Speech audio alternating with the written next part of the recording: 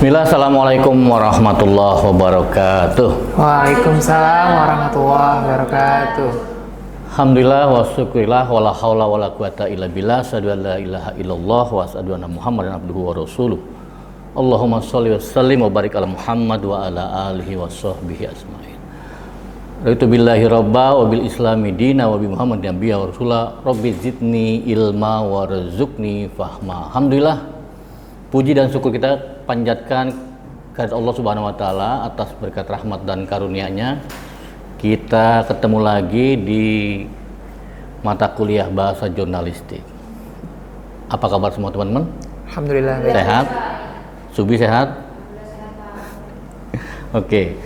Sebelumnya saya ingin absen dulu ya kehadiran teman-teman di kelas ini. Yang pertama, Subi ada Subi. Oke, Davi nih. Davi. Oh, Davi.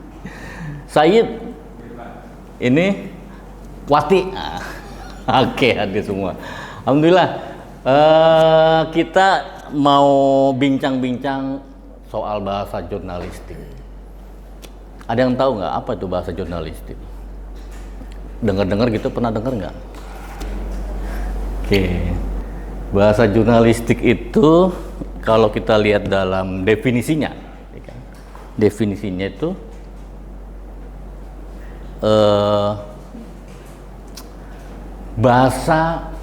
ragam bahasa komunikasi massa, ya kan, yang dipakai oleh pewarta untuk menyajikan berita secara ringkas, padat, lugas, jelas, dan menarik.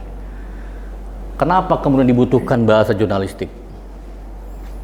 Kenapa kemudian ini kayak seperti ini ya, seperti bahasa yang harus sampai ke semua elemen massa. Dari yang level pendidikannya rendah, menengah, sampai tinggi itu sama, sampai semua. Dari yang ekonominya lemah sampai ekonominya kuat, sama itu. Sampai, artinya memang bahasa ini bahasa yang untuk kalangan umum. Maka disebut sebagai bahasa komunikasi massa. Nggak boleh juga ketinggian, nggak boleh juga kebawahan gitu kan. Nggak boleh juga elitis gitu kan.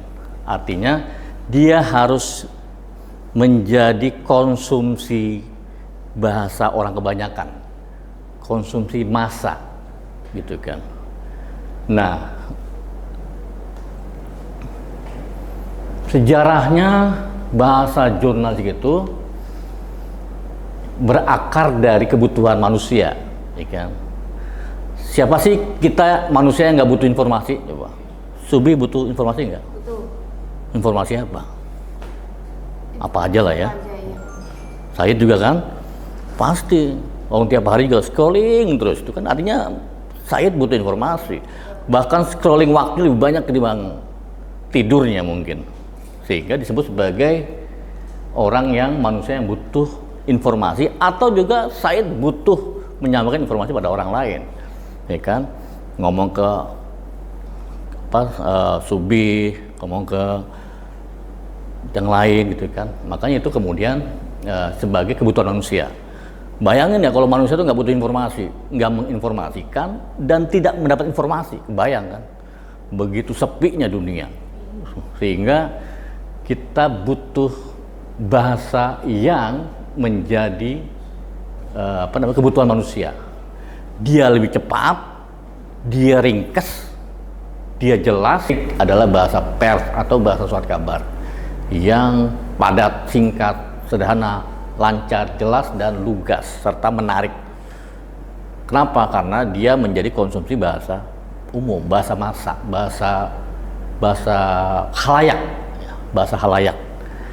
Nah, ada juga pengertian dari Wojowasito.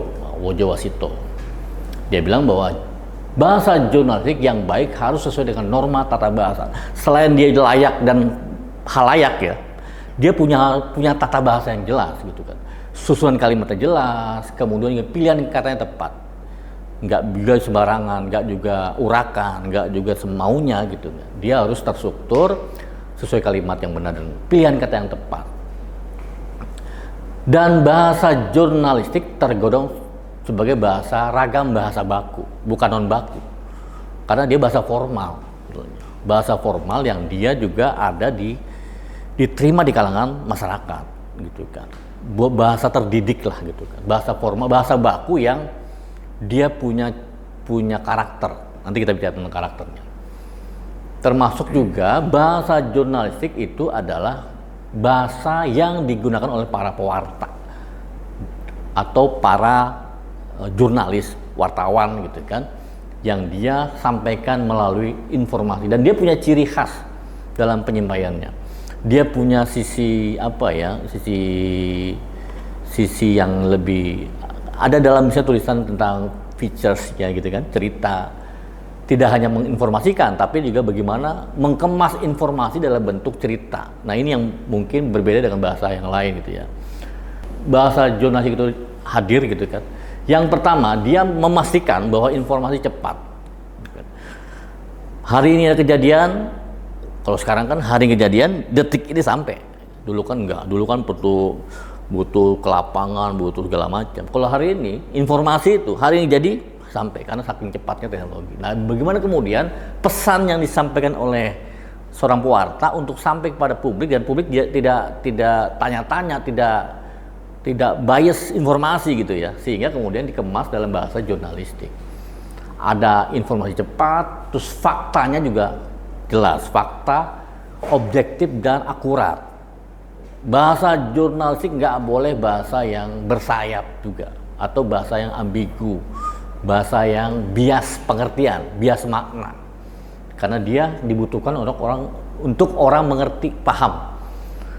Dan yang ketiga, dia hemat waktu. Bagaimana caranya pesan yang begitu besar itu sampai ke publik dan publik paham. Bagaimana mengemas kalimat sebuah informasi sampai kepada khalayak dan khalayak paham. Nggak ribet, nggak menimbulkan penafsiran baru lagi, gitu kan. Nah, itu kerja-kerja dari yang miskin sampai kaya, dari yang cakep sampai yang cakep banget, gitu.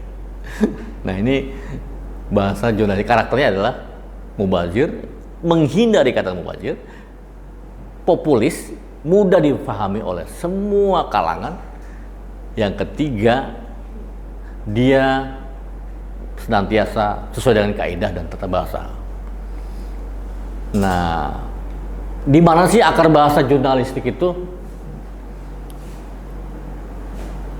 Subito, coba bacain tuh. Akar bahasa jurnalistik. Pertama apa? Yang pertama ada bahasa atau istilah daerah. Oke. Bahasa atau daerah. Jadi bisa ya bahasa daerah itu menjadi bahasa jurnalistik, bisa menjadi akarnya ya, akar. Tapi coba nomor 2 apa? Baca. Bahasa atau istilah asing atau bahasa negara lain. Oke. Neng, Wati. Yang ketiga bahasa atau istilah asing yang sudah dinasionalisasi. Saya Bahasa atau istilah bidang-bidang tertentu, dalam kurung laras bahasa ekonomi, politik, sastra, sains, dan lain-lain. Oke, kita lihat bahasa atau istilah daerah ya dalam bahasa jurnalistik. Ini contohnya nih, contoh. Tapi bacain judul berita yang menggunakan istilah atau akar bahasa daerah. Pengendara moge yang baku hantam dengan sopir minibus anggota TNI. Mana diksi bahasa daerah yang mananya? Baku hantam. Baku hantam. Dari asal mana baku hantam? Timur. Oh, timur. Bahasa timur. Baku hantam. Bahasa timur, Maluku ya, Indonesia. Maluku, ya. Nah, ini istilah daerah yang diambil digunakan dalam bahasa atau judul berita ya. Kemudian coba kita lihat ini beberapa istilah daerah yang digunakan dalam penulisan berita. Kulonuwun, ya kan? Itu bahasa Jawa kan? Tapi ada nggak dalam judul berita? Ada, nanti saya lihat. Blusukan, asal bahasa Jawa. Artinya apa? Masuk tempat tertentu. Guna mengetahui sesuatu, ya kan? Istilah lain.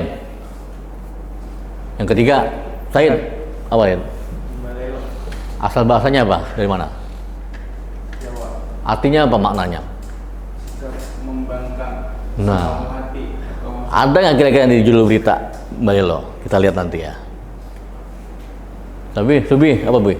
Baku hantam dari Maluku. Nah, tadi udah dibaca sama Davi. Terus yang kedua, yang ke berikutnya, Gaek, gaek. Asal kata. Padang. Nah, kemudian ada lawas, baku pukul, baku tembak. Itu adalah istilah daerah yang digunakan dalam penulisan berita. Contoh, lihat, ini judul berita dari koran mana nih, media mana nih? Sumber beritanya dari mana? Detik.com. Oh, berita nasional bukan? Ya. Oke, coba bacain, Said. Kalau MOU. MOU. Kalau umum 3 lembaga penegak hukum. Oke, artinya apa nih? Artinya apa? Artinya ini ada kesepakatan bersama antara 3 lembaga penegak hukum. Kalau non tadi kalau kita artinya apa? Permisi. Izin ya. Minta permisi ya. Permisi izin, ya kan? Ini makna bias, tapi ini menjadi magnetik orang untuk mau membaca. Apa maknanya kalau nuwun? Kan penasaran gitu kan?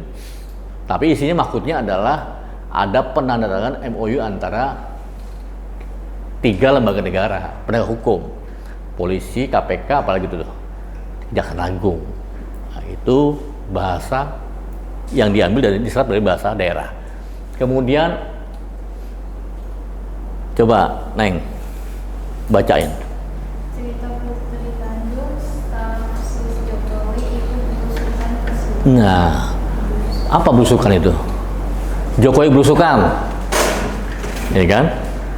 Itu bahasa asal dari daerah Jawa, Jawa. tapi masuk dalam kaidah atau penulisan dalam judul berita. Berikutnya, baca, Said. Mengunci kader Balelo Demokrat. Mbak apa tadi? Membangkang, mengunci kader Balelo Demokrat. Yang Balelo apa? Bias kan?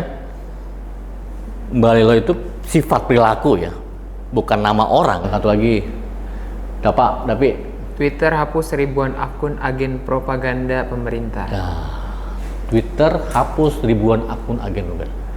Jadi ini juga masuk dalam kategori bahasa propagandanya ya, bahasa politik dan pemerintah. Terakhir, laras bahasa gaul. Masuk juga. Meski Wall Street galau, coba. Kebayang nggak Wall Street galau itu kayak gimana galau tuh? Bukannya Subi aja yang galau, tapi Wall Street juga galau. Gitu kan. IHSG bisa catatkan penguatan 5 hari. Atau ini nih, Sandiaga Uno. Anak milenial harus kepo dan narsis. Gitu kan. Itu kan istilah-istilah gaul, istilah-istilah Gen Z itu kan. Atau yang sana, judul Erick Thohir Japri WA Hotman Paris, cari pramugari yang jadi korban salah satu WA, ya kan? Ya kan? Mana istilah gaul yang mana nih? Japri, ya kan? Pertanyaan, mari kita tutup pertemuan kita pada hari ini. Semoga apa yang kita bincangkan dan sampaikan, diskusikan pada hari ini mendapat manfaat dan pengetahuan baru buat kita. Mari kita akhiri dengan ucapan hamdalah. Alhamdulillahirabbil alamin. Subhanakallahumma wa bihamdika asyhadu an la ilaha illa anta astaghfiruka wa atubu ilaik.